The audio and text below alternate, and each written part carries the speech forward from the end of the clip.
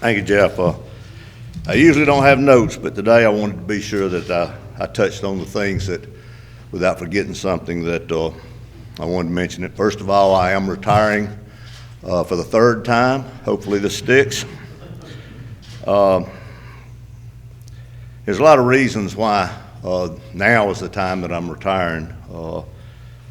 The first one's personal. Our first two are personal. This September during our bye week, my son Robert and Melissa, his wife, had their second child. Of course, during the course of our year, I've always had the support of my kids, and it meant so much to me that when he would have to come to a game, just like when he was in Kansas City, his mom was able to come over and stay with Melissa because they've got a young child and then an infant baby. And I saw how important moms are, her mom and Robert's mom, in helping taking care of the kids when you have two little ones. And our daughter Lindsay, who lives in Auburn, is fixing to have her second one, and she's got another young one. And Sharon, my wife, has followed me all over the country for the last 25 years, from New Jersey to Philadelphia to Florence to Livingston, back to Florence, and after 25 years, it's her turn, and I'm not going to steal the opportunity for her to help her daughter in those same situations. My parents are both 87. They're in very good health, very fortunate, very blessed, but I'd like to spend some time with them. I also think that going Division I and the transition period, when I came here, I had three goals, and one of them was to get back to proving you could win, recruiting high school players predominantly, not completely. And we've won 4 straight conference championships and played in the national championship game Saturday. We started 17 high school recruits and 7 transfers. And so we accomplished that goal. I wanted to live in Florence, which we were able to do. And third thing was to help with the transition to Division I. But that was 5 years ago. Things, not to the blame of anybody, didn't work out as fast as we had hoped. And so now it's time for a new coach to build a program the way he wants it when the transition's over. And I don't need to be doing that for him. It's sad for me.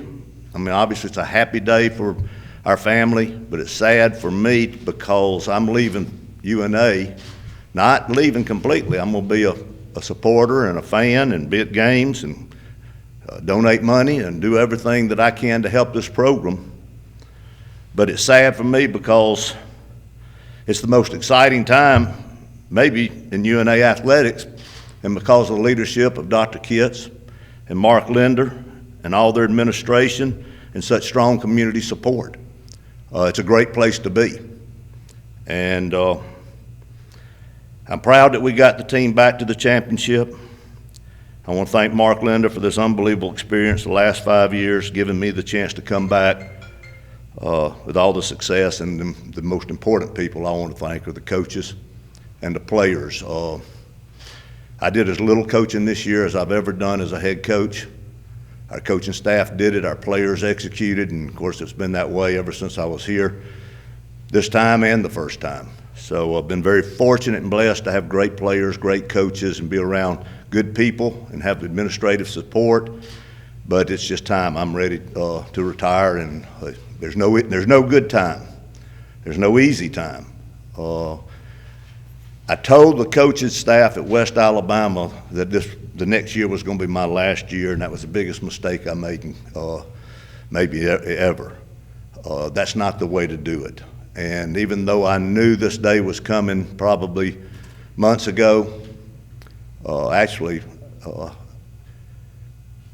year I thought I was going to retire, and I stayed for the coaching staff, and by doing an unselfish thing, which I got to say, because if I was selfish, I probably would have, I got a miraculous year out of it. And so it goes to show good things can happen when you try to do things for others. But I didn't want to tell anybody till the season was over, because and so it kept going on, and we kept winning and we kept winning. Now here we're so close to Christmas, and I hate the timing, but there's never good timing. And but I know I've got complete faith now as a fan and supporter that our administration will do a great job in handling the situation and moving forward and making sure UNA is very, very successful. Any questions?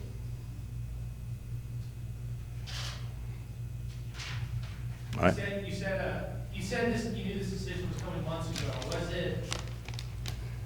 Did you go back and forth on it? Did you think you might hang around for a couple more years, or once you? I went back and forth on it last year, and staying ended up winning out. This year, I really never went back and forth. This year, I knew that this was going to be my last year.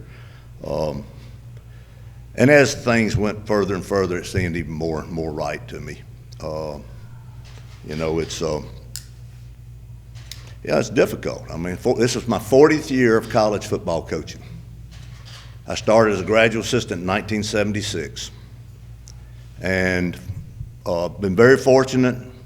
It's been a blessing. I don't regret anything that ever happened. I don't even regret going to Temple. A lot of people think I'm crazy for that, but a lot of things, rewards have come out of everything, and so I've been very, very lucky. And but now is the time.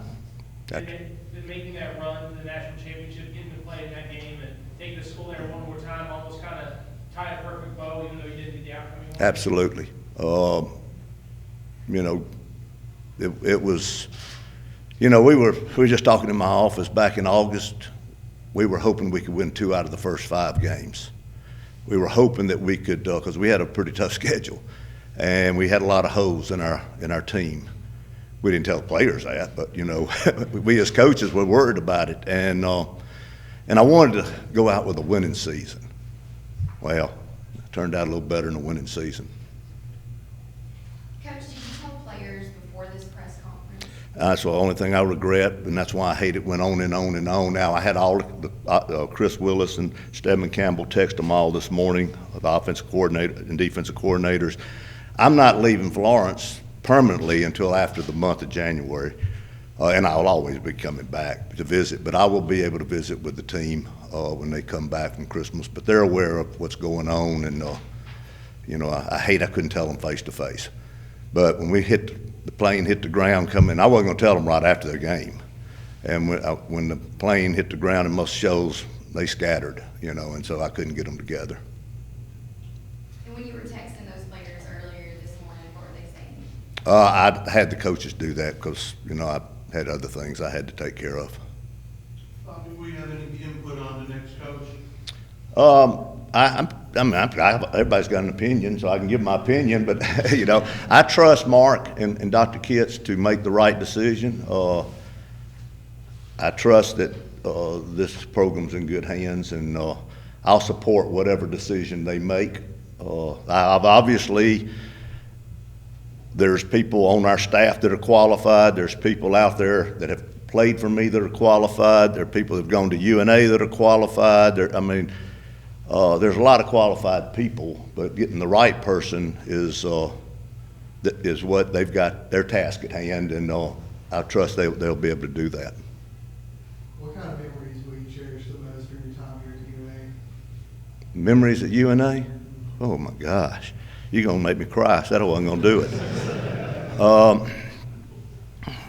People, relationships, not trophies, not winning, not any of that. Jacob Tucker and Luke Wingo sitting back there. That's what I told you you're gonna get me. That's what I'll remember. The people I worked with, the kids I coached, and we got lucky 5 years ago when we got here. We hit. I think we were hired in right at the 1st of January, and by February we had this recruiting class that's done what they've done the last 2 years, and that's a tribute to the coaches, but it's also had to be a little bit of luck because we didn't have that much time to get it done, that's been a phenomenal group. Bobby, what do you want your legacy to be? What do you want people to remember you as? I'm at Lake Martin still breathing. I don't know.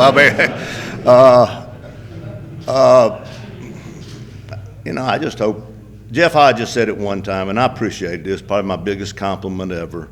He said I was the same when we lost and I was the same when we won. And, to me, that's what's important. And I appreciated that comment very much. And that wasn't even this time. That was back in the 90s when he told me that.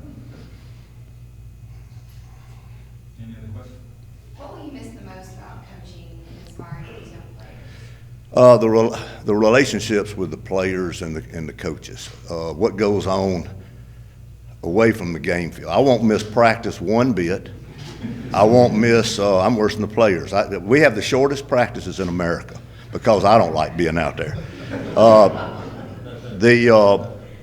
The games I don't like.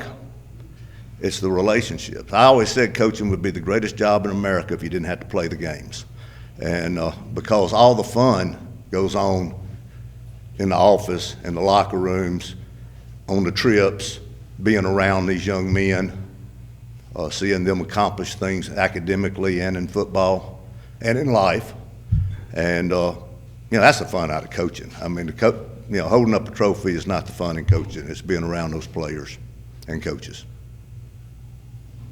Bobby, do you feel like you accomplished everything you wanted the second time here? I think I'm going out with a good feeling. Like I said, I wish it would be interesting to see, to watch and be around the next 5 or 6 years as we make this transition. And I wish I could help more of a part of it, but I've got other priorities too, and it's just time for that. And again, I want to thank Sharon and my family. Couldn't have a better situation. Thank y'all. Hold on just a second. Ask our athletic director, Mark Linder, and our president, Dr. Ken Kitts, to come up and say a few words, if you don't mind. Stand up here a second.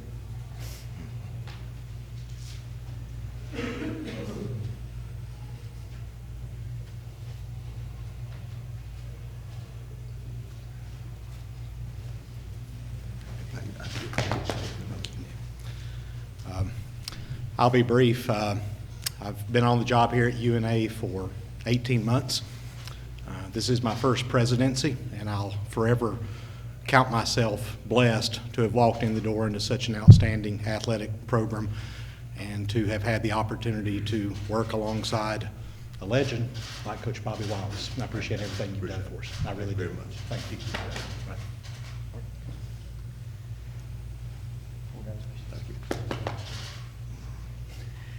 Well, Coach Wallace came in yesterday to inform me of his decision, and it's been a sprint since then. And I told him yesterday, and I told him today, and I'll probably tell him every time I get the chance to see him, that his being our football coach here at the University of North Alabama has made me a better athletic director. To see what he has accomplished by putting people first is amazing, and it's a tribute to him, and I think that's his legacy. Is he always put people first. The student athletes came first, our department came first, and we're going to miss him. It's a great day for him, but we're going to miss him. It's a sad day for all of us. And Coach, congratulations. We love you, and we appreciate all you've done for us. Thanks a lot. Appreciate it.